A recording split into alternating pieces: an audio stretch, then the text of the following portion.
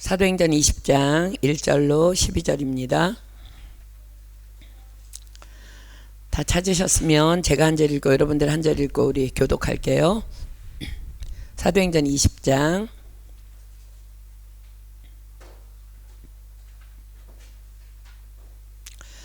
1절로 12절입니다. 제가 먼저 읽습니다. 소요가 그침에 바울이 제자들을 불러 권한 후에 작별하고 떠나 마게도냐로 가니라.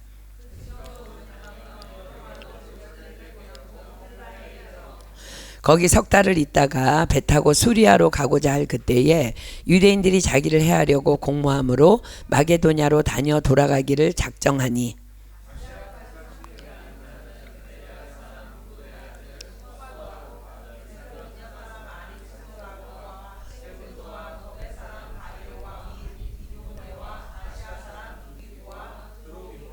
그들은 먼저 가서 드로아에서 우리를 기다리더라.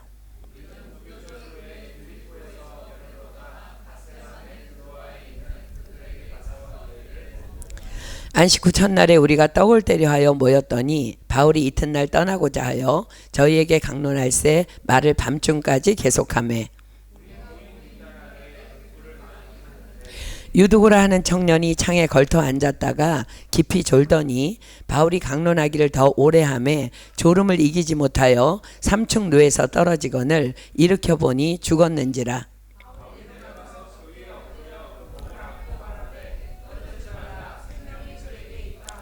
올라가 떡을 떼어 먹고 오랫동안 곧 날이 새기까지 이야기하고 떠나니라. 사람들이 살아난 아이를 데리고 와서 위로를 적지 않게 받았더라. 아멘.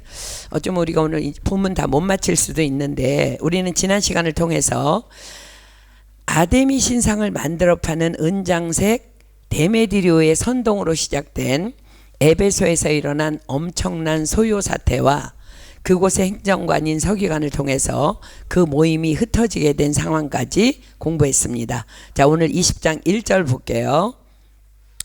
소요가 그침에 바울이 제자들을 불러 권한 후에 작별하고 떠나 마게도냐로 가니라. 자, 소요가 그침에 어떤 소요예요?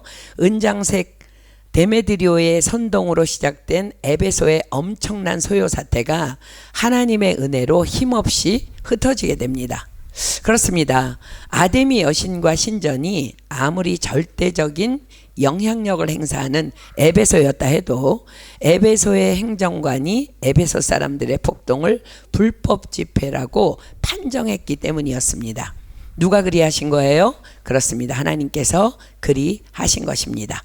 우리 구약성경 욥기 12장 10절 핍니다. 욥기 12장 10절. 구약성경 욥기 12장 10절입니다. 기억하십시오. 욥기 12장 10절입니다. 생물들의 혼과 인생들의 영이 다 그의 손에 있느니라. 아멘. 그렇습니다. 저는 얼마 전에 몇 년 전에 이렇게 사자를 조련하는 조련사를 보면서 저게 어떻게 가능하지? 근데 이 말씀으로 해석이 됐어요. 생물들의 혼과 인생들의 영이 다 그의 손에 있느니라. 하나님께서 우리를 창조하셨을 때 동물들을 다스리는 그 권세를 주셨잖아요. 그죠? 그게 다들 그래서 가능한 거예요. 보세요. 생물들의 혼과 인생들의 영이 다 그의 손에 있느니라. 그렇습니다. 왜 하나님께서 그를 그렇게 하셨어요?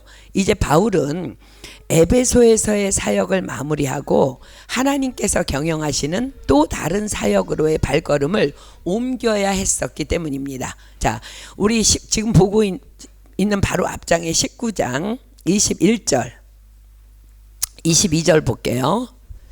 21절 22절 봅니다. 이 일이 다 된 후 바울이 마게도냐와 아가야로 다녀서 예루살렘에 가기를 경영하여 가로되 내가 거기 갔다가 후에 로마도 보아야 하리라 하고 자기를 돕는 사람 중에서 디모데와 에라스도 두 사람을 마게도냐로 보내고 자기는 아시아에 얼마간 더 있으니라. 자, 보십시오. 우리 지난주 공부했죠? 이 일이 다 됐다는 것은 이제 에베소에서의 사역을 마무리하는 시점에 있었다는 거예요. 그리고 바울이 무엇을 계획했다고요? 21절이 말씀하죠. 마게도냐와 아가야로 다녀서 예루살렘에 가기를 경영하여 가로되 내가 거기 갔다가 후에 로마도 보아야 하리라. 자, 여러분들이 지금 보고 있는 개역개정은 경영을 작정하여 라고 이제 기록하고 있죠. 그죠? 자, 잠언 16장 1절 봅니다. 잠언 16장 1절. 잠언 16장 1절입니다. 잠언 16장 1절. 마음의 경영은 사람에게 있어도 말의 응답은 여호와께로서 나느니라. 자, 무슨 말이에요? 내가 작정한 것 같지만 실은 그 작정, 그 경영은 여호와께로서 났다는 거예요. 그런데 사도 바울은 잠깐 그렇게 경영을 해놓고 그렇게 작정을 해놓고 다시 생각합니다. 아니야, 며칠 후면 이곳에 큰 축제가 열리잖아. 그러면 많은 사람들에게 효과적으로 복음을 전할 수 있는 놀라운 기회가 열릴 거야. 그러면서 동역자인 디모데와 에라스도 두 사람만 먼저 마게도냐로 보내고 자신은 그날을 기다리며 에베소에 얼마간 남게 됩니다. 하나님의 경영하심을 미룬 것이지요. 그리고 그때에 엄청난 소요가 일어납니다. 바울이 기대했던 그 복음의 광대한 문이 열린 것이 아니라 이젠 에베소에서 쫓겨날 위기에 처하게 된 것입니다. 그렇습니다. 하나님께서는 그들의 음모, 그들의 그 소요가 일어날 것 이미 보고 다 알고 계셨습니다. 그러하셨기에 바울의 마음에 이젠 이곳을 떠나서 마게도냐와 아가야로 다녀서 예루살렘으로 가기를 작정하게 하셨던 것입니다.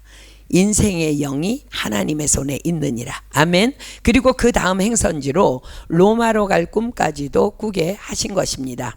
그러나 그 사실을 전혀 모르던 바울은 다만 복음을 전하기 위한 자기 생각의 선한 계획을 위해서 그곳에 남았고, 그러한 바울의 열심을 아시는 하나님께서는 에베소의 행정관인 서기장을 통하여 그 소요를 흩어지게 역사하여 주십니다.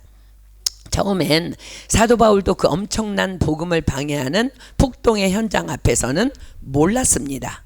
그러나 서기장의 권한으로 그 엄청난 모임을 한순간에 흩어지게 하자 비로소 그때야 사도 바울은 하나님의 역사하심을 깨닫게 됩니다. 자, 여기에서 여러분 안에 어떤 말씀이 떠올라요? 이와 같이 성령도 우리 연약함을 도우시나니. 자, 로마서 8장 26절 28절 봅니다. 로마서 8장 26절로 28절. 로마서 8장 26절로 28절입니다. 이와 같이 성령도 우리 연약함을 도우시나니 우리가 마땅히 빌 바를 알지 못하나 오직 성령이 말할 수 없는 탄식으로 우리를 위하여 친히 간구하시느니라. 마음을 감찰하시는 이가 성령의 생각을 아시나니 이는 성령이 하나님의 뜻대로 성도를 위하여 간구하심이니라. 우리가 알거니와 하나님을 사랑하는 자 곧 그 뜻대로 부르심을 입은 자들에게는 모든 것이 합력하여 선을 이루느니라. 뭐라고 말씀하세요? 이와 같이 성령도 우리 연약함을 도우시나니 우리가 마땅히 빌 바를 알지 못하나 오직 성령이 말할 수 없는 탄식으로 우리를 위하여 친히 간구하시느니라. 그렇습니다. 기도하는 자들에게 주시는 이 엄청난 축복을 여러분들은 지금 잘 누리고 있습니까? 그렇습니다. 기억하십시오. 이것은 다만 기도하는 자들에게만 주시는 엄청난 축복입니다. 바울은 기도의 사람이었습니다. 자, 바울 자신이 고백합니다. 디모데후서 1장 3절. 디모데후서 1장 3절. 디모데후서 1장 3절. 신약성경 디모데후서 1장 3절입니다. 나의 밤낮 간구하는 가운데 쉬지 않고 너를 생각하며 청결한 양심으로 조상적부터 섬겨오는 하나님께 감사하고. 바울이 어떻게 했다고? 밤낮 간구하는 사람이었다는 거야. 자, 고린도전서 14장 18절 하나 더 봅니다. 고린도전서 14장 18절. 고린도전서 14장 18절입니다. 고린도전서 14장 18절. 내가 너희 모든 사람보다 방언을 더 말함으로 하나님께 감사하노라. 그렇습니다. 사도 바울은 자신의 고백대로 밤낮으로 쉬지 않고 기도하는 기도의 사람, 또 방언으로 기도하는 사람, 또 감사의 사람이었습니다. 이렇게 밤낮 없이 기도하는 기도의 사람도 하나님보다 앞서가는 실수를 할 수 있습니다. 왜요? 사람이니까, 완전하지 않으니까. 그래서 주님은 말씀하십니다. 이와 같이 성령도 우리의 연약함을 도우시나니. 그렇습니다.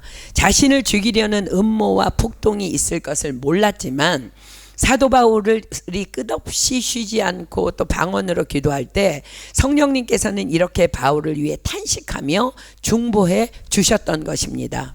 아버지, 당신의 사랑하는 종 바울이 선한 마음으로 복음을 전하기 위해 당신의 경영을 미루고 에베소에 남은 것 아버지께서 잘 아십니다. 아버지, 바울을 죽이기 위한 이 엄청난 폭동에서 바울을 건져 주십시오. 그리고 이 기도를 받으신 아버지께서 서기장의 마음에 이 폭동을 멈추게 할 마음을 부어 주셨던 것입니다. 그리고 사도 바울은 자신의 이 엄청난 영적 경험을 통해 지금 우리가 보고 있는 로마서 8장 26, 20절, 28절은요. 이때 이 에베소에서의 엄청난 경험을 통해서 자신의 간증을 담아서 로마서에 기록한 거예요. 제가 다시 로마서 8장 26절로 28절 읽습니다. 이와 같이 성령도 우리 연약함을 도우시나니 우리가 마땅히 빌 바를 알지 못하나 오직 성령이 말할 수 없는 탄식으로 우리를 위하여 친히 간구하시느니라. 마음을 감찰하시는 이가 성령의 생각을 아시나니 이는 성령이 하나님의 뜻대로 성도를 위하여 간구하심이니라. 우리가 알거니와 하나님을 사랑하는 자 곧 그 뜻대로 부르심을 입은 자들에게는 모든 것이 합력하여 선을 이루느니라. 아멘입니까? 그렇습니다. 그래서 그는 사도 바울은 우리에게 자신의 서신서를 통해서 이렇게 권면합니다. 항상 기뻐하라, 쉬지 말고 기도하라, 범사에 감사하라. 이는 그리스도 예수 안에서 너희를 향하신 하나님 뜻이니라. 자, 사랑하는 여러분, 그러므로 쉬지 말고 기도하십시오. 피곤해서 죽을 것 같아도 목숨 걸고 기도하십시오. 죽지 않습니다. 전혀 오로지 기도에 힘쓰십시오. 그럴 때 비로소 나의 연약함으로 인한 나의 허물도 나의 실수도 성령께서 다 내 대신 아버지께 간구하여 주심으로 합력하여 선을 이루시는 하나님의 놀라운 이끄심을 우리도 바울처럼 또 지속적으로 경험하게 될 것입니다. 기억하십시오. 우리는 어제의 기도로 오늘을 살 수 없습니다. 왜요? 오늘 나에게 어떤 일이 일어날 줄 우리는 모르기 때문입니다. 그래서 오늘 기도해야 되는 거예요. 오늘 집을 나서기 전 기도했나요? 오늘 기도해야 되는 거예요. 그럼에도 기도하지 않는 자들을 향해 성경은 경고하십니다. 잠언 6장 9절로 11절 봅니다. 잠언 6장 9절로 11절. 잠언 6장 구약성경 잠언 6장 9절로 11절입니다. 그래도 우리가 잠언을 전체 함께 온 교인이 통독해서 잠언 나오면 좀 반갑죠, 그죠? 잠언 6장 9절로 11절입니다. 게으른 자여, 내가 어느 때까지 눕겠느냐? 내가 어느 때에 잠이 깨어 일어나겠느냐? 좀 더 자자, 좀 더 졸자, 손을 모으고 좀 더 눕자 하면 내 빈궁이 강도같이 오며 내 곤핍이 군사같이 이르리라. 영적 빈궁, 영적 곤핍이 온다는 거야. 자, 영적 빈궁, 영적 공핍 과연 어떤 형태로 나타날까? 잠언 14장 12절이 기록합니다. 잠언 14장 12절. 잠언 14장 12절입니다. 잠언 14장 12절. 어떤 길은 사람의 보기에 바르나 영이 둔해지면 그 길이 좋아 보이는 거예요. 필경은 사망의 길이니라. 어떤 길은 사람의 보기에 바르나 필경은 사망의 길이니라. 사랑하는 여러분, 반드시 기억하십시오. 기도하면 하나님이 보이고 생각하면 사람이 보입니다. 기도하면 하나님이 보이고 생각하면 문제가 보입니다. 기도하면 하나님께서 일하시고 생각하면 사람이 일합니다. 생각하는 사람은 항상 자신의 판단에 의존하지만 기도하는 사람은 언제나 하나님의 판단으로, 하나님의 경영으로 살아갑니다. 그렇습니다. 기도하지 않는 자들은 결국 영이 둔해져서 사람의 보기에, 즉 자신의 판단에 바른 길이라고 믿고 행하다가 필경은 사망의 길로 들어가게 될 것이라는 두려운 경고입니다. 자, 보십시오. 그러나 바울은 언제나 기도하던 기도의 사람이었기에 자신의 실수와 허물까지도 이토록 선하게 덮어주시는 하나님을 영으로 즉각 통찰하며 깨닫습니다. 그리고 그는 그 선하신 하나님 안에서 자신이 이미 작정했던 대로, 아니 그분의 경영하심대로 이젠 안심하고 그 다음 목적지인 마게도냐를 향해 출발합니다. 이것이 바로 평강을 주시마 약속하신 기도의 축복입니다. 이제 그렇게 바울은 에베소를 중심으로 한 아시아 지역에서의 사역을 마무리합니다. 그런데 사도 바울은 에베소를 떠나기 전에요, 제자들을 불러서 권한 후에 작별하고 떠났다고 지금 우리가 본 1절이 성경 기록하죠. 여기서 권하다로 번역된 헬라어 동사는요, 위로하다, 격려하다, 또 가르치다라는 의미를 함께 갖습니다.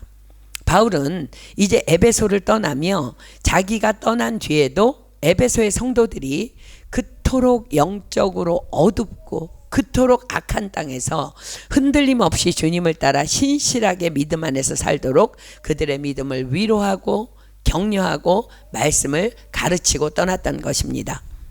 훗날 이 에베소 교회 성도들을 위해서 바울이 쓴 에베소서를 보면은요, 특히 바로 이러한 폭동과 아데미 여신을 중심으로 해서 악한 영적 세력의 존재를 잘 알고 있는 바울이 에베소 교회를 향해, 특별히 에베소서에 그게 써 있어요. 에베소 교회를 향해 영적 전쟁에 대해서 다른 편지들과는 달리 상세하게 기록합니다. 자, 에베소서 6장으로 가볼게요. 에베소서 6장 11절로 20절입니다. 에베소서 6장 11절로 20절 볼게요. 에베소서 6장 11절로 20절 제가 읽습니다. 마귀의 괴계를 능히 대적하기 위하여 하나님의 전신갑주를 입으라. 우리의 씨름은 혈과 육에 대한 것이 아니요 정사와 권세와 이 어두움의 세상 주관자들과 하늘에 있는 악의 영들에게 대함이라. 그러므로 하나님의 전신갑주를 취하라. 이는 악한 날에 너희가 능히 대적하고 모든 일을 행한 후에 서기 위함이라. 그런즉 서서 진리로 너희 허리띠를 띠고 의의 흉배를 붙이고 평안의 복음에 예비한 것으로 신을 신고 모든 것 위에 믿음의 방패를 가지고 이로써 능히 악한 자의 모든 회전을 소멸하고 구원의 투구와 성령의 검 곧 하나님의 말씀을 가지라. 모든 기도와 간구로 하되 무시로 성령 안에서 기도하고 이를 위하여 깨어 구하기를 항상 힘쓰며 여러 성도를 위하여 구하고 또 나를 위하여 구할 것은 내게 말씀을 주사 나로 입을 벌려 복음의 비밀을 담대히 알리게 하옵소서 할 것이니 이 일을 위하여 내가 쇠사슬에 매인 사신이 된 것은 나로 이 일에 당연히 할 말을 담대히 하게 하려 하십니다. 자, 특히 12절을 통해 우리의 씨름은 혈과 육에 대한 것이 아니요 정사와 권세와 이 어두움의 세상 주관자들과 하늘에 있는 악의 영들에게 대함이라 강조합니다. 그러면서 그러므로 너희는 마귀의 괴계를 능히 대적하기 위하여 하나님의 전신갑주를 입으라고 명령합니다. 자, 첫째로 진리로 너희 허리띠를 띠고, 둘째로 의의 흉배를 붙이고, 셋째 평안의 복음에 예비한 것으로 신을 신고, 넷째 믿음의 방패를 가지고, 다섯째 구원의 투구를 쓰고, 여섯째 성령의 검 곧 하나님의 말씀을 가지고 일곱째, 성령 안에서 무시로 기도하라. 자, 보세요. 전신갑주 하나하나 한번 입어볼까요? 자, 첫째로 진리로 너희 허리띠를 띠고, 이것은 그냥 간단하게 말하면 오직 예수입니다. 왜요? 요한복음 14장 6절로 갑니다. 요한복음 14장 6절. 요한복음 14장 6절. 요한복음 14장 6절입니다. 예수께서 가라사대 내가 곧 길이요 진리요 생명이니 나로 말미암지 않고는 아버지께로 올 자가 없느니라. 자, 진리로 너희 허리띠를 띠고 오직 예수. 아멘. 그것이 첫 번째 전신갑주라는 것. 두 번째, 의의 흉배를 붙이고, 이것은 오직 거룩입니다. 자, 데살로니가전서 4장 3절입니다. 데살로니가전서 4장 3절. 데살로니가전서 4장 3절입니다. 의가 뭐예요? 하나님의 뜻을 얘기하는 거야. 뜻이 의예요. 의의 흉배를 붙이는 거, 하나님의 뜻을 가슴에 붙이는 거야. 자, 데살로니가전서 4장 3절입니다. 하나님의 뜻은 이것이니 너희의 거룩함이라. 자, 의의 흉배를 붙이는 건 뭐라고요? 오직 거룩. 자, 세 번째 전신갑주, 평안의 복음에 예비한 것으로 신을 신고 오직 복음입니다. 자, 로마서 1장 16절 갑니다. 로마서 1장 16절. 로마서 1장 16절. 왜 오직 복음일까? 영적 전쟁에 승리하기 위해서 왜 오직 복음일까? 내가 복음을 부끄러워하지 아니하노니 이 복음은 모든 믿는 자에게 구원을 주시는 하나님의 능력이 됨이라. 아멘. 복음은 모든 믿는 자에게 구원을 주시는 하나님의 능력이 되기 때문에 세 번째 전신갑주는 오직 복음입니다. 자, 네 번째, 믿음의 방패를 가지고 오직 믿음입니다. 요한일서 5장 4절입니다. 요한일서 5장 4절. 요한일서 5장 4절. 요한일서 5장 4절. 대저 하나님께로서 난 자마다 세상을 이기느니라. 세상을 이긴 이김은 이것이니 우리의 믿음이니라. 그래서 영적 전쟁의 네 번째 전신갑주는 세상을 이긴 이김은 이것이니 우리의 믿음이니라. 오직 믿음입니다. 자, 다섯 번째, 구원의 투구를 쓰고 오직 구원입니다. 왜 오직 구원일까? 구원받은 자는요, 죽음이 두렵지 않아요. 왜요? 지금 죽어도 다시 살 거니까. 주님 품에서 영원히 살 거니까. 마태복음 10장 28절입니다. 마태복음 10장 28절. 아무리 악한 권세들이 판을 쳐도 마태복음 10장 28절 다 펴볼게요. 오직 구원. 왜 오직 구원일까? 마태복음 10장 28절입니다. 몸은 죽여도 영혼은 능히 죽이지 못하는 자들을 두려워하지 말고 오직 몸과 영혼을 능히 지옥에 멸하시는 자를 두려워하라. 아멘. 우리는요, 사단 마귀가 나의 두려움의 대상이 아니라는 거예요. 구원받은 자들은 죽어도 살기 때문에 오직 구원입니다. 여섯째, 성령의 검, 곧 하나님의 말씀을 가져라. 오직 말씀입니다. 왜 오직 말씀이에요? 히브리서 4장 12절로 13절 핍니다. 히브리서 4장 12절로 13절. 히브리서 4장 12절로 13절입니다. 말씀은 성령의 검이라 그랬어요. 여러분들 누군가 여러분들에게 대적해 올 때 말씀을 휘두르면 됩니다. 왜요? 말씀이 어떻길래? 히브리서 4장 12절 13절 하나님의 말씀은 살았고 운동력이 있어 좌우의 날선 어떤 검보다도 예리하여 혼과 영과 및 관절과 골수를 찔러 쪼개기까지 하며 또 마음의 생각과 뜻을 감찰하나니 지으신 것이 하나라도 그 앞에 나타나지 않음이 없고 오직 만물이 우리를 상관하시는 자의 눈앞에 벌거벗은 것 같이 드러나느니라. 말씀으로 능히 이기지 못할 권세가 없다는 거예요. 아멘입니까? 그래서 오직 말씀입니다. 마지막 일곱 번째, 성령 안에서 무시로 기도하라. 오직 기도입니다. 고린도후서 10장 4절입니다. 고린도후서 10장 4절. 성령 안에서의 기도. 자, 성령님이 어떤 분이에요? 고린도후서 10장 4절입니다. 고린도후서 10장 4절. 고린도후서 10장 4절.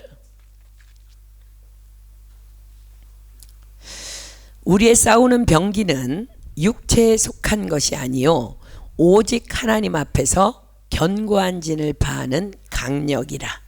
이게 성령님의 능력이에요. 이 성령의 능력을 붙잡고 기도하라는 거야. 자, 영적 전쟁에서 승리하기 위한 하나님의 전신갑주 7가지. 자, 요약 정리합니다. 여러분들 지금 제가 짧게 여러분들에게 선포할 거니까 암송하십시오. 이번 주 숙제입니다. 오직 예수, 오직 거룩, 오직 복음, 오직 믿음, 오직 구원, 오직 말씀, 오직 기도. 아멘. 자, 따라하겠습니다. 오직 예수, 오직 거룩, 오직 복음, 오직 믿음, 오직 구원, 오직 말씀, 오직 기도. 이 7가지 외우십시오. 이게 전신갑주. 여러분들 이거 외우지 못하면 영적 전쟁에 승리할 수 없어요. 자, 여러분들도 이 하나님의 전신갑주 이제 단단히 잘 입어야 합니다. 사도 바울은 에베소 교인들에게 마지막 작별을 하며 단단히 이 영적 전쟁에 대해서 권고하고 이제 마게도냐로 출발합니다. 이때 바울은요 3년 동안 깊이 정든 에베소의 성도들과 웬일인지 일일이 포옹하며 작별하고 그들을 떠났다고 역사학자들이 기록합니다. 바울은 사실은 그때까지는 몰랐습니다. 왜 나는 이들과 이렇게 헤어지는 것이 이렇게 안타깝고 웬일인지 왜 일일이 포옹하며 작별을 했는지 해야만 했는지 그때까지는 몰랐습니다. 그런데 놀랍게도 바로 이때가 바울과 에베소 성도들과의 마지막 이별의 순간이었습니다. 성령님의 감동이었습니다. 본문 우리가 아까 읽은 우리 본문 20장의 17절을 보면은요, 바울이 밀레도에서 사람을 에베소에 보내서 이제 교회 장로들을 청합니다. 그리고 그들에게 유언적인 마지막 말씀을 남기기는 하지만 장로들을 한 번 더 보기는 하지만 에베소 성도들과의 마지막 이별의 순간이 그때였던 거예요. 왜냐하면 그는 에베소를 떠난 얼마 후 이런 성령의 감동을 받았기 때문입니다. 그래서 그는 에베소 장로들에게 이런 고별 인사를 전합니다. 우리가 이제 다음 주 공부할 건데 미리 볼게요. 사도행전 20장 22절로 25절 봅니다. 보라, 이제 나는 심령의 매임을 받아 예루살렘으로 가는데 저기서 무슨 일을 만날는지 나는 알지 못하노라.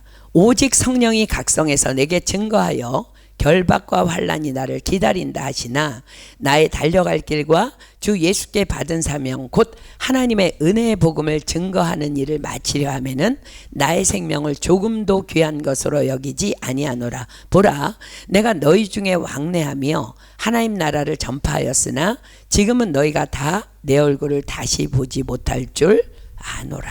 이제 마지막 고별 인사입니다. 그리고 얼마 후 바울은 체포돼서 로마로 이송됩니다. 이때가 이제 마지막이었습니다. 자, 사랑하는 여러분 기억하십시오. 우리는요 우리의 내일을 아무도 알지 못합니다.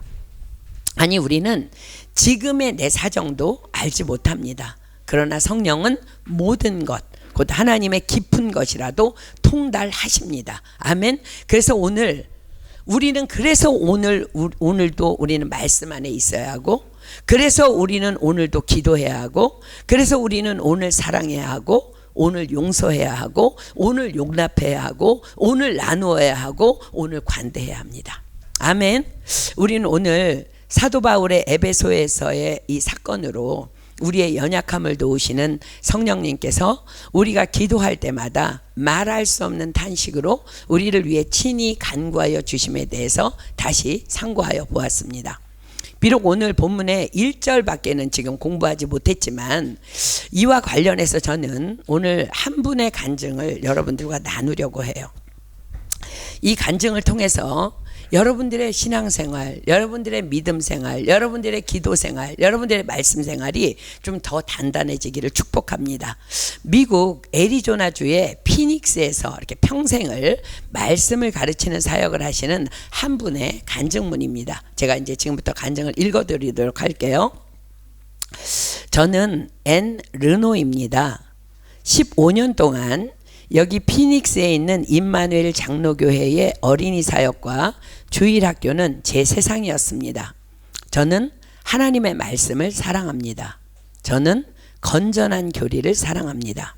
저는 아이들에게 하나님의 신실하심, 구원의 역사, 우리 신앙의 기초를 가르치는데 평생을 바쳤습니다. 저는 존경받았고 신학적으로 견고한 여성으로 여겨졌습니다. 하지만 내 내면에서는 조용한 갈등 속에서 살았습니다. 저는 방언과 예언 같은 화려한 은사들이 마지막 사도의 죽음과 함께 중단되었다고 가르치는 전통에서 자랐습니다. 이른바 중단론입니다. 저는 머리로는 그것을 받아들였지만 제 영은 결코 평안하지 않았습니다. 고린도전서 12장, 13장, 14장이나 사도행전을 읽을 때마다 우리 설명에 뭔가 빠진 것이 있다는 느낌을 받았습니다. 마치 우리가 하나님을 깔끔한 신학적 상자 안에 넣고 성경이 분명히 그분이 하셨다고 말하는 일들을 왜 더 이상 하지 않으시는지 설명하는 것 같았습니다. 저는 더 많은 것들을 갈망했지만 저 자신에게조차 인정하기를 두려워했습니다. 그런데 전환점은 이상하고 아이러니한 방식으로 시작되었습니다. 저는 집에서 10대들을 위한 오순절날에 대한 수업, 사도행전 2장을 준비하고 있었습니다. 저는 성령께서 불의 혀처럼 내려오신 것과 그것이 오늘날 우리에게 무엇을 의미하는지 설명하기 위해 고군분투하고 있었습니다. 바로 그것에 대해 묵상하고 있을 때 칼날 같은 날카로운 통증이 제 오른쪽 복부를 찔렀습니다. 몇 시간 후 저는 응급 중추 절제 수술을 위해 수술실에 있었습니다. 수술은 잘 끝난 것 같았습니다. 하지만 회복 중에 뭔가 잘못되었다는 것을 느꼈습니다. 가슴에 이상한 느낌, 미묘한 숨가쁨, 간호사들의 산소 포화도 모니터를 걱정스럽게 쳐다보며 숫자가 오르락 내리락 하는 것을 보았습니다. 그들은 저에게 깊이 숨을 쉬라고 했지만 공기가 필요한 곳까지 닿지 않는 것 같았고 그날 새벽 저는 갑자기 잠에서 깼습니다. 저는 숨이 막히고 있었습니다. 공기를 들이마실 수 없었습니다. 순수하고 동물적인 공포였습니다. 제 침대 옆에 경보음이 울리기 시작했고 그것은 병원의 침묵을 가르는 날카롭고 절망적인 소리였습니다. 몇 초 만에 코드 블루 팀이 제 방으로 들이닥쳐 외치고 저를 움직이고 장비를 준비했습니다. 저는 무슨 일이 일어나고 있는지 알았습니다. 저는 죽어가고 있었습니다. 그리고 의식이 희미해지는 마지막 순간에 저는 제 영혼으로 제 인생에서 가장 정직한 기도를 외쳤습니다. 예수님, 만약 제가 지금 죽는다면 제발 당신의 말씀의 진실을 보여주세요. 당신의 은사에 대한 진실을 보여주세요. 그리고 바로 그때 그분께서 응답하셨습니다. 육체적 의식이 저를 떠난 순간 저는 가벼움에 휩싸였습니다. 모든 고통, 모든 두려움, 숨을 쉴 수 없다는 모든 공포가 사라졌습니다. 저는 병실 천장 근처에서 아래를 내려다보고 있었습니다. 저는 창백하고 움직이지 않는 내 몸을 보았습니다. 의사들과 간호사들이 미친 듯이 일하며 제 가슴을 압박하고 그들 중 한 명은 저에게 튜브를 삽관하려고 애쓰는 것을 보았습니다. 장면은 혼란스러웠지만 저는 완벽한 평화 속에 있었습니다. 그리고 나서 병실이 녹아내리는 것 같이 보이기 시작했습니다. 빛이 저를 터널 속으로 끌어당겼습니다. 하지만 제가 들어본 이야기들과는 달랐습니다. 그것은 단지 조용한 빛의 터널이 아니었습니다. 그 빛은 소리로 만들어졌습니다. 사랑으로 만들어졌습니다. 그것은 저를 감싸는 순수한 예배의 파동이었고 저는 제가 한 번도 들어본 적이 없는 언어로 속삭이고 노래하는 목소리들을 대낮처럼 선명하게 들었습니다. 하지만 제 영은 그것을 완벽하게 이해했습니다. 그것들은 천상의 언어, 하늘의 언어였습니다.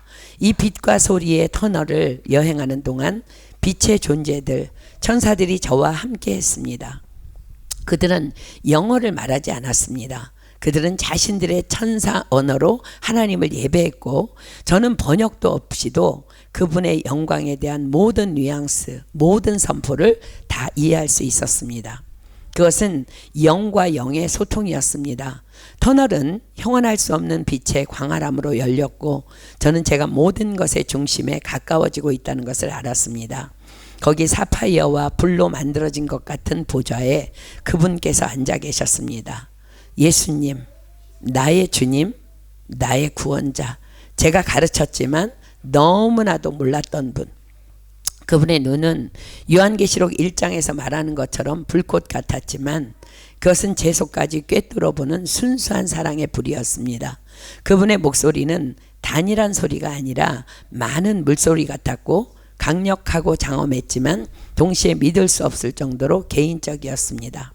저는 그분 앞에서 영적인 무릎을 꿇고 그분의 거룩함과 사랑에 무너졌습니다. 그리고 그분은 입으로가 아니라 제 영에 직접 말씀하셨습니다. 저에게 하신 첫 말씀은 이것이었습니다. 내 딸아, 너는 내 은사에 대한 진실을 보여달라고 요청했지. 오너라, 내 왕국에서 그것들이 실제로 어떻게 운영되는지 보아라. 그 순간 제 인식은 바뀌었습니다. 저는 보이지 않는 것을 볼 수 있었습니다. 저는 육신의 눈에는 감추어진 영적 차원들을 이해할 수 있었습니다. 제 수업은 막 시작되고 있었습니다. 만물의 스승이신 예수님께서는 시간을 거슬러 저를 데려가시며 제 수업을 시작하셨습니다. 저는 더 이상 보좌실에 있지 않았습니다. 저는 예루살렘의 한 다락방에 있었습니다. 저는 거기서 보이지 않는 관찰자로서 오순절 날에 있었습니다. 저는 120명의 제자들이 두려움과 기대가 뒤섞인 마음으로 기도하는 것을 보았습니다. 그리고 그때 그 일이 일어났습니다. 저는 성령께서 내려오시는 것을 보았습니다. 온화한 비둘기처럼이 아니라 온 집을 가득 채우는 세찬 바람처럼, 그리고 각 사람의 머리 위에 불의 혀 같은 것이 내려앉았습니다. 저는 그들이 성령이 말하게 하심을 따라 다른 방언으로 말하기 시작한 바로 그 순간을 보았습니다. 그리고 예수님께서 첫 번째 숨겨진 진실을 저에게 드러내셨습니다. 그분은 저에게 설명하셨습니다. 방언의 은사의 주된 목적은 결코 다른 나라 사람들 사이에 소통만을 위한 것이 아니었다. 그것은 부차적인 표적이었다. 원래 가장 깊은 목적은 차원들 사이에 다리가 되는 것이다. 그것은 내 영에 의해 능력을 받은 인간 영의 언어이며 아버지께 직접 말하는 것이다. 그것은 직통성, 암호화된 채널이다. 그러자 그분이 제 영안을 열어 그 오순절 장면 주변에서 무슨 일이 일어나고 있는지를 보게 하셨습니다. 저는 악마들, 어둠의 존재들이 공황 상태에 빠진 것을 보았습니다. 그들은 제자들의 기도와 선포를 들으려고 애썼지만 이해할 수 없었습니다. 천상의 언어는 그들을 혼란스럽게 하고 좌절시키고 패배시켰습니다. 그것은 그들이 깰 수 없는 암호와 같았습니다. 방언은 영적 전쟁의 무기였습니다. 다음으로 예수님께서는 중보 사역에서 방언이 하는 일을 저에게 보여주셨습니다. 그분은 저를 로마서 8장 26절과 27절의 환상으로 데려가셨습니다. 이와 같이 성령도 우리 연약함을 도우시나니 우리가 마땅히 빌 바를 알지 못하나 오직 성령이 말할 수 없는 탄식으로 우리를 위하여 친히 간구하시느니라. 예수님께서는 이 말할 수 없는 탄식이 종종 방언 기도를 통해 해방된다고 저에게 보여주셨습니다. 저는 지상에서 성도들이 잃어버린 사랑하는 이들을 위해 방언으로 기도하는 것을 보았습니다. 그리고 저는 성령께서 그들을 통해 탄식하고 중보하시며 인간 언어로 하는 기도가 건드릴 수 없는 영적 요새를 깨트리는 능력과 확신들, 그 사람들에게 해방시키는 것을 보았습니다. 그분은 또한 개인적인 삶의 호흡을 위한 목적을 제게 보여주셨습니다. 그분은 저에게 고린도전서 14장 4절을 생각나게 하셨습니다. 방언을 말하는 자는 자기의 덕을 세우고. 예수님께서는 저에게 비유를 들어주셨습니다. 내 영은 배터리와 같다. 세상에 사는 것은 그것을 소모시킨다. 방언 기도는 충전기다. 그것은 내 영을 하늘의 에너지원, 즉 내 영에 직접 연결하여 내 마음이 이해할 수 없는 수준에서 재충전되고 강화되고 세워지는 것이다. 마지막으로 그분은 저를 오랫동안 속박했던 교리를 직접 다루셨습니다. 그분은 거룩한 슬픔으로 저를 바라보시며 말씀하셨습니다. 이 은사들이 중단되었다는 생각은 사람의 교리이며 미지의 것에 대한 두려움으로 내 능력을 억제하기 위해 고안된 것이다. 나는 마지막 날에 모든 육체에게 내 영을 부어주겠다고 약속했다. 너희는 마지막 날에 있다. 왜 내가 내 교회가 가장 필요로 하는 순간에 내 가장 강력한 도구들을 거두겠느냐. 진정한 은사의 영광스러운 목적을 보여주신 후 예수님께서는 같은 진지함으로 저에게 다른 면을 보여주셨습니다. 내 영이 진정한 은사를 주는 것처럼 원수는 진리를 불신하게 하고 내 교회에 혼란을 가져오기 위해 위조품을 생산한다. 그분은 저에게 나타남이 혼란스럽고 불안한 예배의 환상을 보여주셨습니다. 저는 사람들이 성령의 이름으로 바닥에서 몸부림치고 동물적인 소리를 내는 것을 보았습니다. 하지만 예수님께서는 그 배후의 영적 근원을 저에게 보여주셨습니다. 그것은 성령이 아니었습니다. 그것들은 속이는 영들, 하나님을 조롱하고 진실한 구도자들을 멀어지게 하기 위해 은사를 모방하는 악마들이었습니다. 그러자 그분은 저에게 진정한 것과 거짓된 것을 분별하기 위한 명확한 진정성 기준, 영적 시험의 기준을 주셨습니다. 첫 번째이자 가장 중요한 기준은 열매라고 말씀하셨습니다. 너희는 그들의 열매로 그들을 알리라고 마태복음 7장으로 저를 상기시키셨습니다. 내 영의 진정한 나타남은 장기적으로 항상 성령의 열매, 즉 사랑, 희락, 화평, 오래 참음, 자비, 양선, 충성, 온유, 절제를 맺을 것이다. 거짓된 나타남은 교만, 분열, 영적 오만, 무질서를 낳을 것이다. 두 번째 기준은 그리스도를 영화롭게 하는 것이라 하셨습니다. 그분은 저에게 요한일서 4장을 생각나게 하셨습니다. 이로써 너희가 하나님의 영을 알지니 곧 예수 그리스도께서 육체로 오신 것을 시인하는 영마다 하나님께 속한 것이요. 그분은 진정한 나타남은 언제나 예수님의 영광을 가리킬 것이라고 저에게 설명하셨습니다. 만약 나타남이 사람이나 경험이나 은사 자체를 높인다면 그것은 위험한 신호입니다.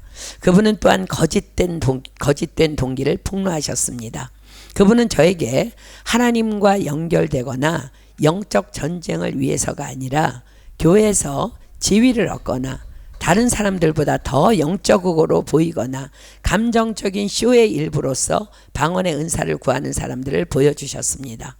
이러한 육적인 동기들은 그분께서 말씀하셨습니다. 위조품의 문을 연다. 원수는 교만한 마음에 기꺼이 거짓 은사를 준다. 그분은 저에게 급진적인 중단론과 극단적인 오순절주의가 어떻게 둘 다 진리를 왜곡하는지 보여주셨습니다. 중단론자들은 위조품에 대한 두려움 때문에 목욕물과 함께 악의를 버리고 진정한 은사를 금지합니다. 극단적인 오순절주의자들은 어떤 대가를 치르더라도 경험을 추구하기 때문에 모든 종류의 속임수의 문을 열고 분별 없이 모든 것을 받아들입니다. 둘 다 그분께서 말씀하시기를 그분의 말씀을 슬프게 한다 하셨습니다.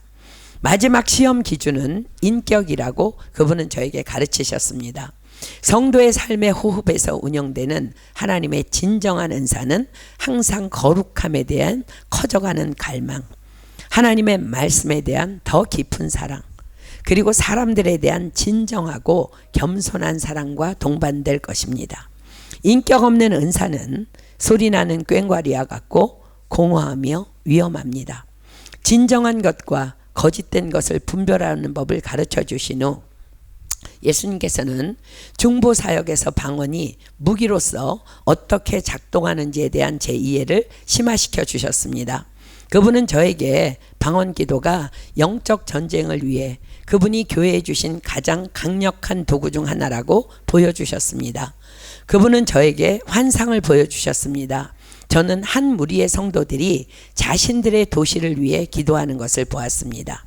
그들이 모국어로 기도하는 동안 저는 그 도시 위의 악마들, 정사들과 권세자들이 모든 말을 듣고 있는 것을 볼 수 있었습니다.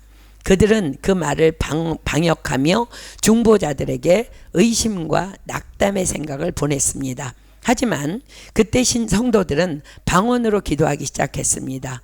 즉시 영적 세계의 장면이 바뀌었습니다. 악마들은 혼란스러워했습니다. 그들은 해방되고 있는 전략을 이해할 수 없었습니다. 방언 기도는 그 누구의 가로챈 없이 하나님의 보좌로 올라갔고 하나님의 능력은 방해 없이 그 도시 위에 내려왔습니다. 그분은 특별히 저에게 디모데전서 2장에서 말하는 통치자들을 위한 중보를 보여주셨습니다. 그분은 저에게 교회 전체가 그들의 당국을 위해 방언으로 기도하기 위해 일어설 때 국가 전체에 걸친 부패, 속임수, 기독교적 이데올로기의 영적 요새가 어떻게 깨지는지 보여주셨습니다. 그것은 인간의 마음이 상상할 수 없는 수준의 권력을 타격하는 무기입니다. 그분은 저에게 구체적인 해방 사례들을 보여주셨습니다. 저는 이혼이라는 세대적 저주 아래 있던 한 여성을 보았습니다. 그녀를 위해 많은 기도가 드려졌지만 요새는 그대로 있었습니다. 그러자 작은 중보자 그룹이 그녀를 위해 방언으로 기도하기 시작했습니다. 그리고 저는 영적 세계에서 그 기도가 영적인 레이저처럼 저주의 뿌리를 찾아내고 그것을 끊는 것을 보았습니다. 그 여성은 해방되었습니다. 그분은 저에게 방언 기도가 어떻게 전도를 위한 길을 준비하는지 보여주셨습니다. 저는 중보자들이 한 동네를 위해 방언으로 기도하는 것을 보았습니다. 그리고 저는 사람들의 마음에 영적인 땅이 갈아지고 부드러워지며 나중에 전파될 말씀의 씨앗을 받을 준비가 되는 것을 보았습니다. 그분은 심지어 저에게 신성한 치유와의 연결을 보여주셨습니다. 방언 기도는 성도의 영을 하나님의 영과 너무나 친밀하게 일치시켜서 치유에 대한 믿음이 강력한 방식으로 해방되고 나타난다고 그분은 설명하셨습니다. 그리고 마지막으로 그분은 저에게 가족에 대한 영적 덮개를 보여주셨습니다. 그분은 저에게 부모들이 잠자는 자녀들을 위해 방언으로 기도하는 것을 보여주셨고 저는 그들 주위에 빛과 불의 방패가 형성되어 악몽, 악한 영향, 세상의 위험으로부터 그들을 보호하는 것을 보았습니다. 은사의 막대한 실제적인 능력을 보여주신 후 예수님께서는 저를 오랫동안 묶어두었던 신학적 반론들을 하나씩 반박하기 시작하셨습니다. 그분은 제게 가르칠 수 있기 위해서는 제 자신의 마음속에서 완전히 자유로워져야 한다는 것을 아셨습니다. 그분께서 다루신 첫 번째 반론은 가장 흔한 것이었습니다. 은사들은 마지막 사도가 죽고 성경의 정경이 완성되었을 때 중단되었다에 대한 반론이었습니다. 그분은 저를 고린도전서 13장 10절로 데려가셨습니다. 온전한 것이 올 때에는 부분적으로 하던 것이 패하리라. 너의 신학자들 중 많은 자들이 온전한 것이 완성된 성경이라고 가르친다. 하지만 그것은 실수다. 문맥을 보아라. 온전한 것은 마지막 상태, 즉 우리가 그분의 얼굴과 얼굴을 대하여 볼 나의 재림이다. 그날에는 우리가 예언과 방언 같은 부분적인 은사들이 더 이상 필요 없을 것이다. 왜냐하면 우리가 그분의 충만함을 가질 것이기 때문이다. 그날까지 은사들은 내 교회를 위하여 유효하게 남아있다. 다음 반론은 사도행전의 방언들은 단지 알려진 인간의 언어였다라는 반론이었습니다. 그분은 미소를 지으시며 저를 고린도전서 13장 1절로 다시 데려가셨습니다. 내가 사람의 방언과 천사의 말을 할지라도, 그분은 말씀하셨습니다. 바울은 명확한 구별을 한다. 모든 사람이 자신의 언어로 하나님의 놀라운 일들을 듣도록 오순절의 표적으로 나타난 사람들의 방언들이 있다. 그리고 주로 기도와 영과 영의 예배를 위한 천상의 언어, 천사의 방언들이 있다. 주님은 그것들이 오늘날을 위한 것이 아니다라는 생각을 반박하시며 베드로가 오순절에 인용한 요엘서 2장의 약속을 저에게 상기시켰습니다.